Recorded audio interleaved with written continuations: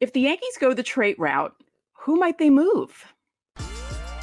You are Locked On Yankees, your daily New York Yankees podcast. Part of the Locked On Podcast Network, your team every day. Welcome to Locked On Yankees, which is part of the Locked On Podcast Network, your team every day. Thank you for making us your first listen every day. I'm Stacey Gotsoulias, and with me, as always, is my producer, Steve Granado. Steve, how you doing today?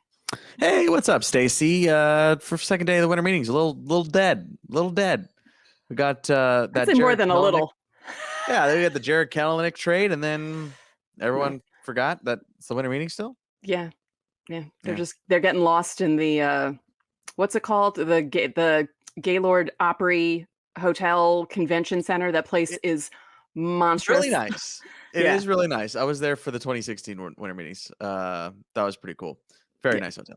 Anyway, thanks for clicking on the show here today, guys. Of course, we're still 5 days a week here this week. Don't forget it. Next week, we'll be going to 3 times a week, Monday, Wednesday, Friday, starting next week. If you're watching this, of course, today we wanted to talk about the 2027 Yankees. What? We'll get to it. That's later on in the show. Of course, Baseball America also released their new Yankees Top 10 yesterday. So we're going to talk about that, some new names, some best tools. They do a great job over there. So we're going to do that here later on. But Stacey, of course, we're in the thick of trade stuff, right? So there have been names tossed around in the Soto deal. We know about that already, but nothing is official as of this recording. And I'm going to do this all week, guys, dating it 9:13 p.m. Eastern on December the 4th. No trades have happened just yet. Again, we got to record at some point. But we wanted to toss some names out that teams might be interested in. Obviously, this is not an exhaustive list. Right. And obviously, there are major leaguers that could also be involved in trades. So we just wanted to give you guys a couple of names that maybe you haven't heard of. Obviously, some of them you have, but a little more context of what teams might be looking for and just kind of where their heads are at. So let's go ahead and get to them, Stace. I put them in 2 different categories. The first category we have is the most intriguing players that teams are looking at who are like near or are ready right now. Right. And the guys that are, 2 of them are obvious. The 2 obvious ones here are Oswald Peraza and Jason Dominguez, right? Those are clearly the top 2 guys that the Yankees have at their disposal that they're maybe could trade. Like Volpe seems like a 99% no, right? But Peraza seems like okay, now we're talking. And he's been kind of enthralled in that over the last few years, just in general.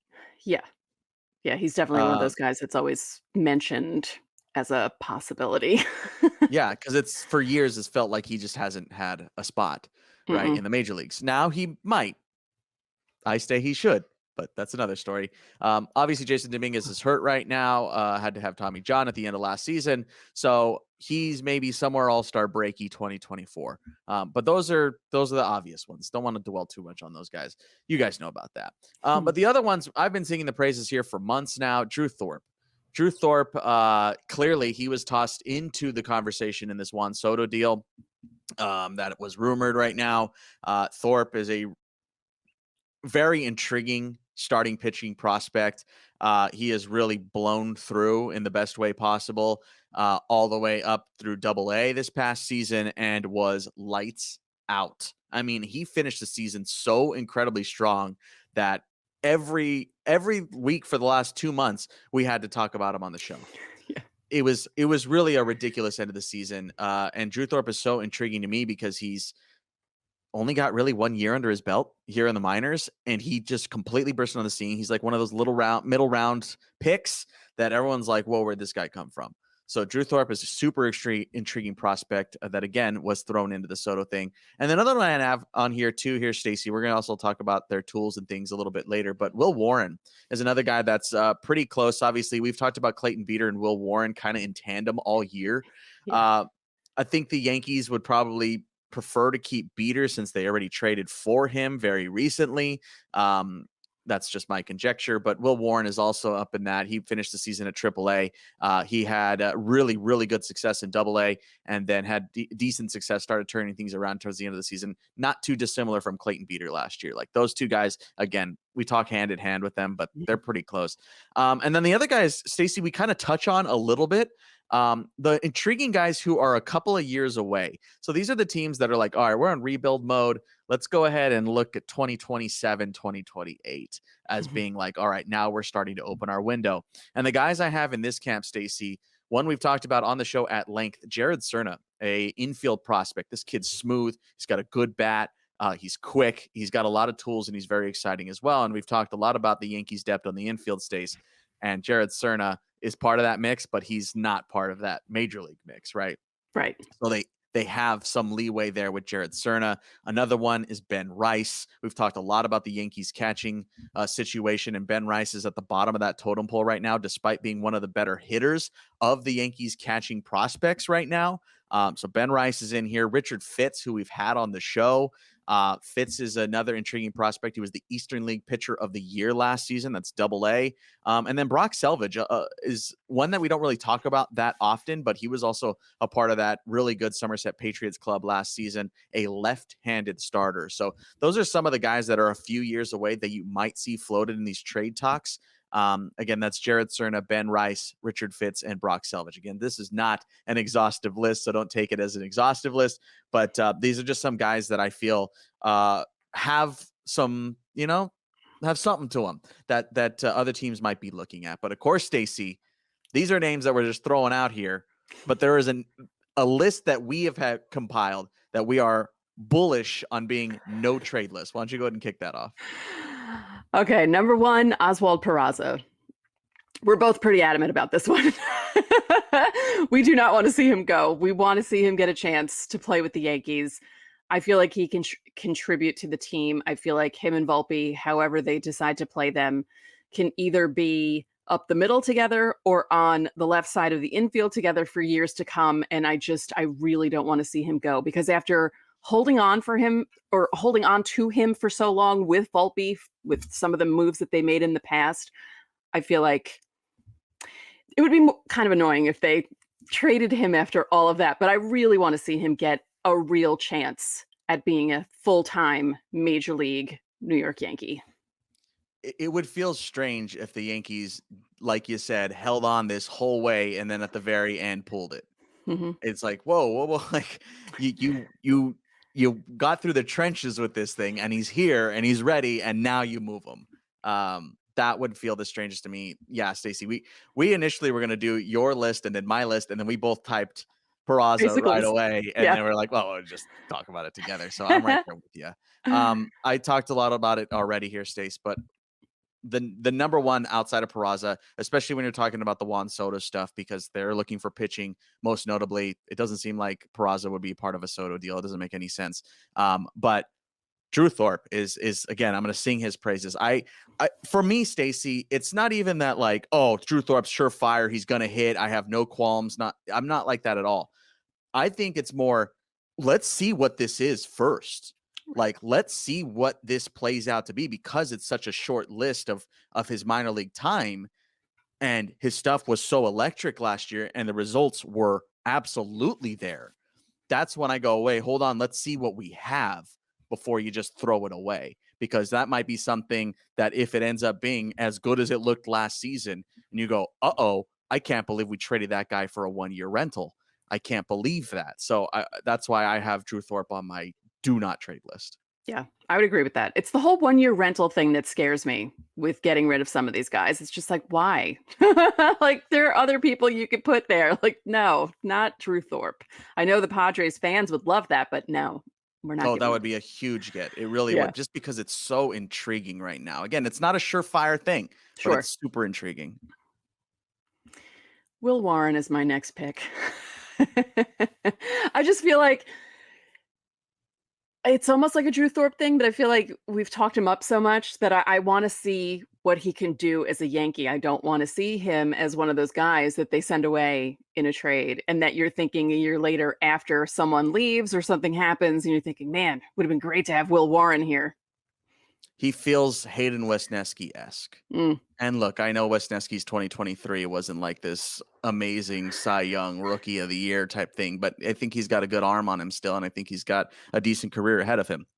Warren's kind of the same level as that. Mhm. So yeah, I could feel snake bitten in that.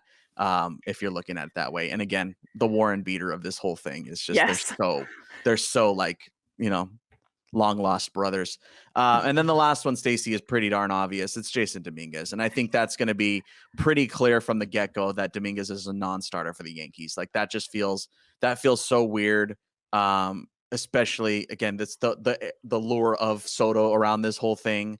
Obviously, that's kind of where we're coming from right now with that's being top of mind. That would make zero sense to trade away a Dominguez for a Soto, let alone anybody else. Like there's nobody else on the market trade wise that you're going like, yeah, Dominguez for that guy. Right. Because if it's anybody, it's Soto. Right. Mhm. That's the biggest name that is being shopped right now. So why would you trade Jason Dominguez for Juan Soto? That makes no sense, especially when you're thinking long term. If you think 2024, okay, yeah, because he's not going to play really next season. But long term, that makes no sense. Right. Let us know about our list. Let us know about your list. I want to hear what is on your do not trade list. That's a good one. Don't tell me major leaguers, though, because this is the prospects one today. So who is on your do not trade list? Don't forget, for everybody out there, Michael K joins the show on Friday. You can join us for that. Hit subscribe. And our Locked On Yankees insiders, check your texts because we sent out some information about how you can be a part of that Michael K episode on Friday. We'll give you more details on that here shortly. The Locked On Yankees Insiders Club has a link in the episode description. So hurry there now. You'll have an awesome chance to be involved with that Michael K episode. So go check it out. There's a 14-day free trial. All right, Stace, coming up next, we have more. The top 10 from Baseball America was released and best tools of some of the prospects we just talked about.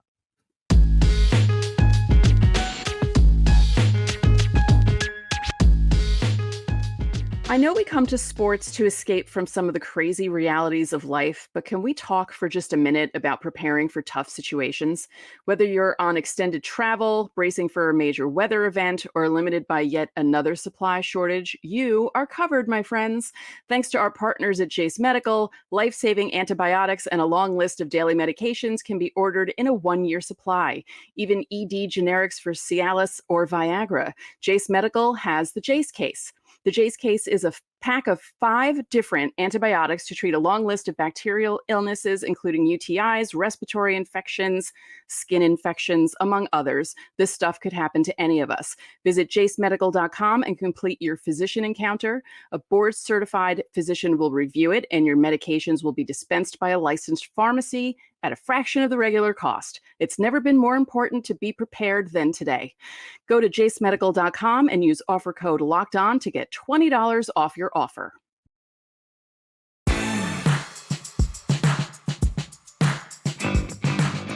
Back now on Locked On Yankees. Hey, everydayers out there, don't forget, coming up on Friday, Michael K hanging out with us here on Locked On Yankees. Hit that subscribe button. It's going to be a whole bunch of fun. Again, insiders, check your texts. Check your text. I sent you something yesterday, and I'll be sending you something a little bit later here today too. So check it out. And don't forget to check out the Locked On Sports Today 24/7 streaming channel on YouTube. If you need something to put on in the background, if you're just looking for something to put on and you're like, dude, I can't find something to watch. Boom, I found something for you. 24/7 streaming sports channel, Locked On Sports Today.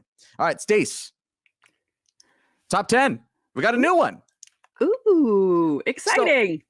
So when it comes to prospect stuff, like I know you're kind of still newer to this world ever since I joined this show here about a year ago now.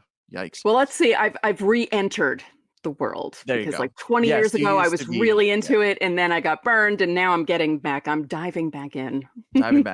So where do you like? I trust Baseball America a lot. I really like Baseball America. I weirdly think I trust Baseball America more than MLB Pipeline. Yeah. Nothing against MLB Pipeline, but yeah, I feel like Baseball America is like it. They're good. Yeah. America's good. Baseball America's good. Not an ad. I just genuinely read their stuff. I'm going to leave this linked in the episode description like I always do. Just as a PSA, you do need a subscription to read this stuff.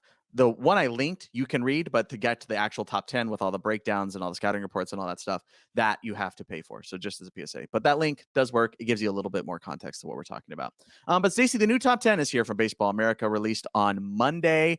And here it is. Let's just go ahead and get to it. Let's go 10 to 1. How about that? That could be fun. Ooh, yeah. Let's do like 10. Letterman countdown backwards.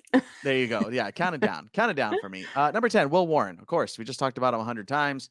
Number 9, George Lombard Jr. That was the Yankees' first-round pick and infielder last season. This is a newcomer. Stacey, this is a kid that just pitched in the Complex League last year, a left-handed starter, Henry Lelaine. He is from the Bronx and was an international signing a couple of seasons ago when he was 16. A lefty starter, makes it into the top 10. So we're going to be watching out for him. I anticipate him probably being down in Florida this year out of the Complex League. So we'll be curious to see him this season. Number 7, Drew Thorpe. I will talk him up to death. Number 6, Austin Wells checking in here in the top 10 now. Number 6, an infielder that we saw a little bit last season, Roderick Arias. Number 5. Number 4, Chase Hampton, a guy that, again, isn't really talked about that often, but was pretty darn good last season. He kind of got overshadowed by Richard Fitz, Clayton Beater, and all those guys. Number 3, Everson Pereira checks in. And then the top 2, they have Spencer Jones at 2 and Jason Dominguez at 1. Your thoughts on this top 10, Stace? My first thought was Henry Lelaine, wondering if he was related to Jack Lelaine. And then I saw the spelling was different. You said it was an international signing, so he's not, but I love that his last name is Lelaine. I guess Wells being at 6, kind of. But the rest of them, I mean, I don't see Pereira at 3. I'm kind of surprised. Yeah, I about. mean, I think we got a little burned by seeing him in September last year. It was a struggle. Remember, he was dealing with the injury. True. Too. After That's what true. did he fall down some stairs? Right? Wasn't that? Yeah, it was some sort of weird. Yeah. Seeing Pereira up there at 3. Obviously, Oswald Peraza is no longer prospect. That's why he's not in the top 10. Just right. Just letting you know. You're like, where's Oswald? Where's Oswald? He's still around. Yeah. I mean, Dominguez being 1. Are we shocked? Spencer Jones, I'm a little surprised to see him up at 2, just to be frank with you, because he didn't have the greatest of seasons last year. It's all Spencer Jones, just every hype thing around him. It's his projectability. That's everything about Spencer Jones. Right. It's the body. It's his size. He looks like Aaron Judge. Like he's going to grow. He's going to evolve. Like it's the power. It's all that kind of stuff. They're the same height, right? Aren't they both 6'7"? Oh, I don't know his exact height, but again, they look identical. Like it's crazy. He's going to be a monster. So that's the projectability. Looking at the numbers, you're like, oh man, he didn't really do that well last season. And you're like, well, hold on. It's the tools. It's the tools. Yeah. I'm not super shocked at all at any of this. I'm going to be frank with you. I don't know anything about Henry Lelaine. Saw some people talking about him on Twitter and are a little excited about this guy. I watched a short clip of him, a little bit of video on him. Big, tall lefty, very lanky. He's still really young. You can tell he's still growing. So he's trying to grow into that body. He's going to be a big 6+ footer. I think he's like 6'3" right now. He's a big kid. He looks, from the 2-minute clip I watched of him. Okay. All right. I'm looking at it. It feels like that's the new normal though, right? Like the big kids are the new normal in baseball. Like it's not even shocking when people draft guys who are 6'6" now, because it's like, oh yeah, that's kind of like well, thing now. That is, and I can go into a whole rant on this. I won't, but that is the pitching front for sure. Yeah. Scouts prefer taller pitchers for susceptibility and all that kind of stuff. Yeah. So anything under 6 foot on the pitching front, it's a rarity now. Don't like it as much. Yeah. They don't like it as much. Yeah. Plus the whole I'm not long arm and I could see that. I'm not in that camp. That's as far as my rant will go. I'm not in that camp. But anyway, yeah. So that is part of it. That's why Henry Lelaine, that's a big kid. Richard Fitch is a big kid too. He's got a lot of power, and Beater's a big kid, and like Johnny Brito, not really a big kid. Right. That kind of thing. Yeah. Anyway, Stace, they also list out their best tools. This is a part I love about Baseball America, is they do the best tools. Again, this is not an ad. They don't pay me to say this. I wish they would. Or at least give me a free year. But here's the best tools here, Stace. Best hitter for average. Which is awesome. You don't see this very often. Ben Rice got best hitter for average, which of course a catcher hitting for average is pretty uncommon. Yeah. Jason Dominguez is all over this. Best power hitter, best strike zone discipline, fastest base runner, best athlete, and best outfield arm. So clearly Dominguez is still all over this thing. Best fastball and best curveball go to Chase Hampton. Best slider and best change, which makes sense. I mean, Drew Thorpe, we know all about that changeup. So the curve, the slider and change, Drew Thorpe is there. Best control, Will Warren. He was pretty good keeping the walks down last season, so that makes total sense. Best defensive catcher here stays Carlos Narvaez, who we know, of course, was just added to the 40-man a couple of weeks ago. Best defensive infielder, of course, I'm sure this has with no Volpe, with Peraza. Now it's Roderick Arias. He also gets best infield arm. And then this is kind of a curveball, Stace. Best defensive outfielder, Brandon Lockridge checks in. Lockridge getting a little bit of love. He's not in the top 10, of course. We were watching him last season as well with the Hudson Valley. So, yeah, pretty interesting. Obviously, Jason Dominguez running it, but it's all the usual suspects here. Yeah. Yeah. So, good stuff. I love Baseball America, man. I can't say it enough. They send out, like, whenever you get like the prospect handbook. I don't know if you ever got one. I have a couple behind yes. me. Yeah. They give you like this sticker. You're getting that sticker, and it says "I'm a Baseball American," and I don't know what that means. Doesn't make much grammatical sense.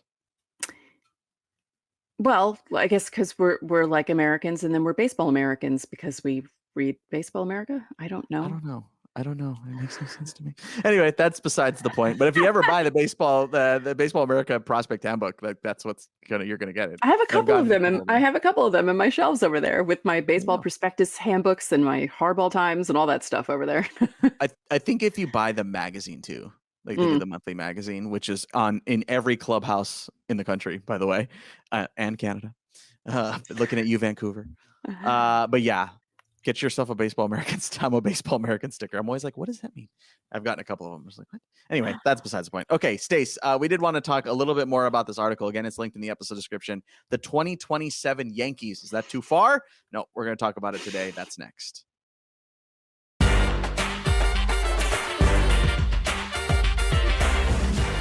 Final segment on today's Locked On Yankees, a prospect heavy chat, Stace. It's like Miners Tuesday. It's Miners Tuesday. We want to talk about the future, Stace. Crystal ball. You know how we do that on this show a lot. I feel like we've been talking about trying to predict the future a lot here. Again, Baseball America tries to predict the future as well. This is their projected 2027 lineup. Ooh, it's not too far away. Stace, Jose Trevino as the catcher. We're just talking about trading him. I know. Well, I can't believe that. We were really trading Higgy, though, right? Yeah. Out of the two of them. Well, we had the conversation about it. Yeah. It's interesting to me, but yeah, it's that's not my first pick. No, no, not for then. They also project Austin Wells at first base. That's an interesting thing. I don't know. We haven't seen that move just yet. Right. It just keeps getting more interesting as we keep going down here. Stace, they project Oswald Peraza as the second baseman. Obviously, they're not going to like predict that he's going to get traded. Right. But they do project him over Volpe at short. They still have Volpe at short here. Yeah, that's interesting. Stace, at third base, they have Roderick Arias, which is interesting to me because that means Trey Sweeney's not in the mix here. So they're projecting Arias over Sweeney, and then Arias at this point will be 22 years old. He's that young? Wow. Yeah. That's young. Super, super young. And then they got the outfield here. A little interesting here, too. Jason Dominguez in left, Everson Pereira taking center, and Spencer Jones in right. That means Aaron Judge is sliding to the DH spot now in his 35-year-old season. 35-year-old Aaron Judge. Yeah, 35-year-old Aaron Judge. Doesn't get any younger. 36-year-old Garrett Cole stays with the Yankees. Of course, this is not a prediction. This is part of the contract. They still have him as the ace. At this point, they're not going to put Yamamoto in here. They're not, that's not how it works. Right. They also have Carlos Rodon. This is a pretty old rotation, an older rotation for sure. They have Rodon in the 2. They have Nestor Cortez as the number 3 starter. They have Michael King as the number 4 starter. Those are all 32 years or older. And then they put Drew Thorpe as the 5 at age 26. And then now a hardened, seasoned veteran, Clark Schmidt, as the closer. Interestingly enough. That's interesting. Yeah. That is very, very interesting. This is really, it's freaky. It's freaky looking at this just by like looking at the list with the ages, thinking about 2027, because, for a moment there, I thought that's really far away. And then I realized, wait, we're less than a month away from 2024. It's not that far away. Nope, it's right around the corner already. Yeah. What's the most shocking here to you when you look at their projected? Pereira. Everson Pereira in center. Everson Pereira in center. Cortez still being around. No offense, Nestor. And maybe Austin Wells at first, but maybe not, just because. Yeah. Oh, we'll be that... long past Rizzo at that point. Oh yeah, no, I know that. It's just, he's probably they'll probably want to keep him, work on his hitting, because he's good at the hitting. He's not as good defensively catching, and maybe they'll be like, hey, you could be a first baseman and insert him there. I mean, he still wants to catch. That's clear. He's talked about that, because there have been that, like, can Austin Wells play first conversations a little bit. We haven't seen it. Again, we never saw it last season. I think he may have taken ground balls at some point, but there was never anything to the truth of that. But yeah, like I know it feels like he would be reluctant to make that move at some point. And I mean, if it keeps you in the lineup, you do whatever it takes to stay in the lineup. But obviously keeping a left-handed power bat in the lineup in 2027 matters just as much as it does in 2024. So yeah, I'm also enjoying that crafty 36-year-old Garrett Cole is still going to be the ace. Oh yeah. And that'll be working on his, let's say, third Cy Young. Yeah.